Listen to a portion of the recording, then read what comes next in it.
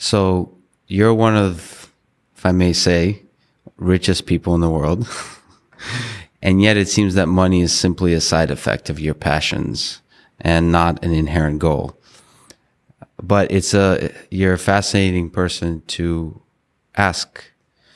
So much of our society at the individual level and at the company level and as nations is driven by the desire for wealth. What do you think about this drive? And what have you learned about, if I may romanticize the notion, the meaning of life, having achieved success on so many dimensions? Well, there have been many studies of human happiness, and above some threshold, which is typically relatively low for this conversation, there's no difference in happiness about money. The happiness is correlated with meaning and purpose, a sense of family, a sense of impact. So if you organize your life, assuming you have enough to get around and have a nice home and so forth, you'll be far happier if you figure out what you care about and work on that. It's often being in service to others.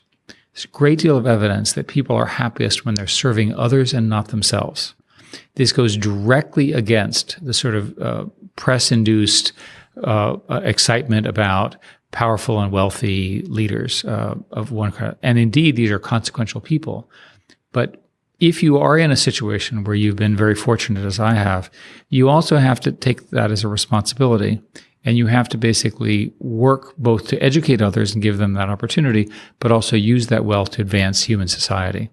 In my case, I'm particularly interested in using the tools of artificial intelligence and machine learning to make society better. I've mentioned education, I've mentioned inequality and middle class and things like this, all of which are a passion of mine. It doesn't matter what you do. It matters that you believe in it, that it's important to you, and that your life will be far more satisfying if you spend your life doing that.